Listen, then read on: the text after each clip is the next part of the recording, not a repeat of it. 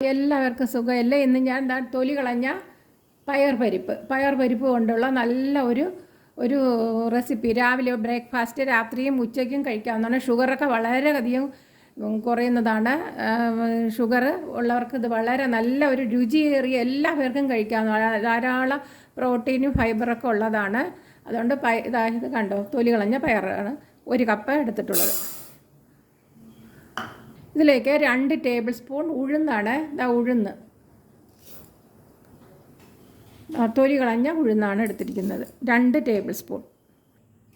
ഇനി ഇതിലോട്ട് നമുക്ക് നല്ലവണ്ണം കഴുകാം. നല്ലവണ്ണം കഴുകിയിട്ട് കുതിർക്കാൻ വയ്ക്കാം. നല്ലവണ്ണം കഴുകി 3-4 വെള്ളത്തിൽ കഴുകിയിട്ട് നമുക്ക് ഒരു 3 മണിക്കൂർ. വലിയ സവാളയുടെ പകുതി കൊത്തി അരിഞ്ഞ് വെച്ചേക്കുകയാണ്, അല്ലെങ്കിൽ ചോപ്പർ വെച്ച് ചോപ്പ് ചെയ്യാം. പിന്നെ ഇതാണെങ്കിൽ ബീട്രൂട്ടാണ് എടുത്തിരിക്കുന്നത്. ബീട്രൂട്ട് ഇതുപോലെ അരിഞ്ഞെടുക്കുക. ഇത് ക്യാപ്സിക്കമാണ്, നീളത്തിലരിഞ്ഞ ക്യാപ്സിക്കം.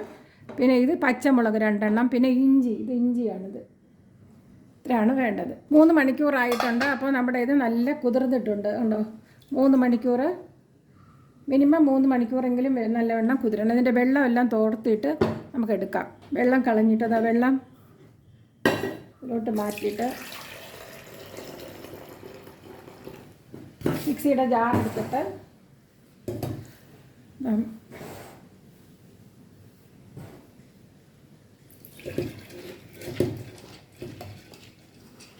അപ്പം തന്നെ നല്ല മണമൊക്കെ വന്നിട്ടുണ്ട്. ഇതിലേക്ക് ഒരു 3/4 കപ്പ് വെള്ളം, ഈ വെള്ളം കുതിർക്കാൻ വേണ്ടി വെച്ച വെള്ളം തന്നെ ഇട്ട് കൊടുക്കാം. നമുക്ക് നല്ല മഷി പോലെ അരച്ചിട്ട് വരാം. ഇനി നല്ലവണ്ണം അരച്ചെടുത്തിട്ടുണ്ട്. ഇത് ഈ മാവ് ഇതിലോട്ട് ഒഴിക്കാം, ഒരു പാത്രത്തിലോട്ട്. ഇതിലേക്ക് ഒരു 1/2 ടീസ്പൂൺ ഉപ്പിടാം, 1/4 ടീസ്പൂൺ കായിടാം. ഇനി ഒരു 1/4 ടീസ്പൂൺ സോഡ പൗഡർ, അപ്പത്തിനൊക്കെ ഇടുന്ന സോഡ, ബേക്കിംഗ് സോഡയാണ്, ബേക്കിംഗ് പൗഡർ അല്ല, അതിട്ട് കൊടുക്കാം. ഇനി ഇതിലേക്ക് സവാള കൊത്തി അരിഞ്ഞത് ഇട്ട് കൊടുക്കാം. ഈ പച്ചമുളകിടാം. ഈ ക്യാപ്സിക്കം കൊത്തി അരിഞ്ഞത്, ഒരു ചെറിയ ക്യാപ്സിക്കമാണ് എടുത്തിരിക്കുന്നത്. അതായത് ഇതുപോലെ ചോപ്പറിൽ വെച്ച് ചോപ്പ് ചെയ്ത് ഇട്ട് കൊടുക്കാം. കുറച്ച് നീളത്തിൽ അതിൻ്റെ മീതെ ഇടാൻ വേണ്ടി ഇട്ട് കൊടുത്തിട്ടുണ്ട്. നീളത്തിൽ അരിഞ്ഞ് വെച്ചിട്ടുണ്ട്. ഇത് ചോപ്പ് ചെയ്ത്.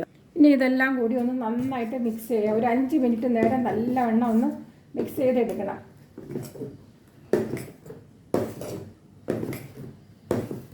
അഞ്ച് മിനിറ്റ് മിക്സ് ചെയ്യുക.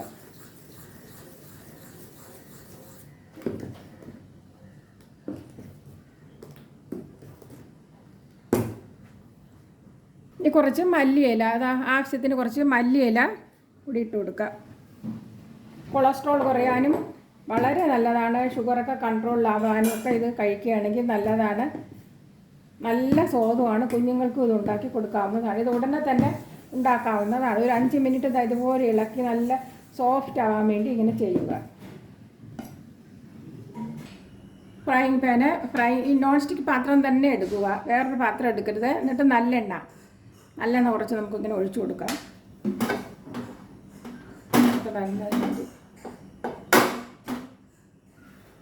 എന്നിട്ട് നമുക്കത് കോരി ഒഴിക്കാം. ഈ മാവ് ഇങ്ങനെ ഒഴിക്കാം.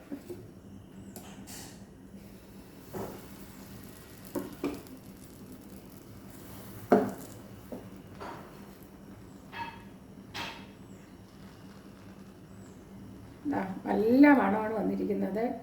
നല്ല ടേസ്റ്റാണ് ഇങ്ങനെ ഉണ്ടാക്കി കഴിച്ചാൽ.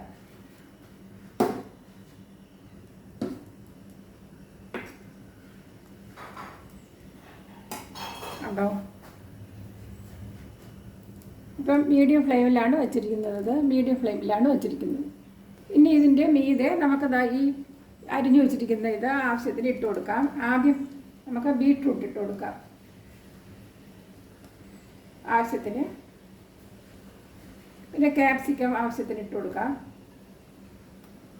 മീഡിയം ഫ്ലെയിമിൽ തന്നെ വയ്ക്കുക, ഫ്ലെയിം കൂട്ടി വയ്ക്കരുത്. പിന്നെ ഇഞ്ചി അതുപോലെ നീളത്തിലരിഞ്ഞത്. ബ്രേക്ക്ഫാസ്റ്റ്, ഡിന്നർ, ലഞ്ചും ഇതും ആക്കാം. അത്രയ്ക്ക് സ്വാദാണ്. ഒരിക്കൽ കഴിച്ചാൽ കുഞ്ഞുങ്ങളൊക്കെ ഓടി വന്ന് കഴിക്കുന്നതാണ്. നല്ല ഭംഗിയാണ്. അതുപോലെ ഇങ്ങനെ കൊടുക്കാം.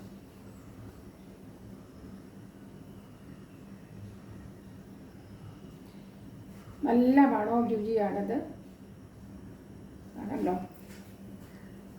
മീഡിയം ഫ്ലെയിമിൽ നിന്ന് ചുറ്റുമൊക്കെ വെന്തിട്ടുണ്ട്. അപ്പോൾ നമുക്ക് മീഡിയം ഫ്ലെയിമിൽ നിന്ന് ഇത് ലോ ഫ്ലെയിമിലോട്ട് ഇടാം.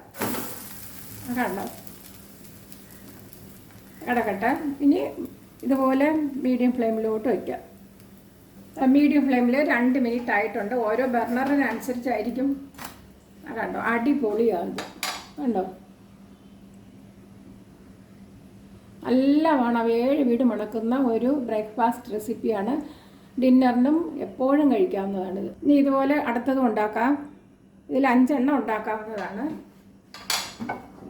പ്രത്യേകം ശ്രദ്ധിക്കുക, നോൺ സ്റ്റിക്ക് തന്നെ തിരഞ്ഞെടുക്കുക. മാവൊന്ന് കലക്കിയിട്ട്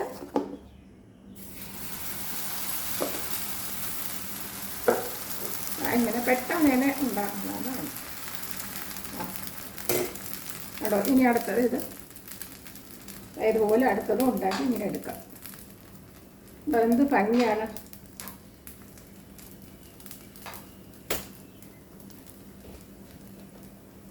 അടുത്ത ക്യാപ്സിക്കം ഇടാം. പച്ചക്കറിയുടെ ഗുണം എല്ലാം കിട്ടുന്നതാണ്. കുഞ്ഞുങ്ങളൊക്കെ ഓടി വന്ന് കഴിക്കുന്നതാണ്.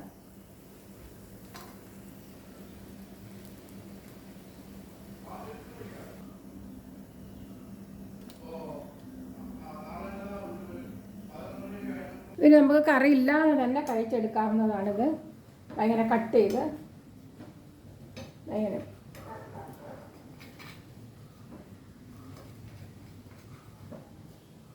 കണ്ടോ, ഇങ്ങനെ കഴിക്കാവുന്നതാണ്. കറി ഉണ്ടെങ്കിൽ ചട്നിയുടെ കൂടെ, ടൊമാറ്റോ ചട്നിയുടെ കൂടെ കഴിക്കാവുന്നതാണ്. നല്ല സ്വാദാണ് ഇതുപോലെ ഉണ്ടാക്കിയാൽ. കണ്ടോ.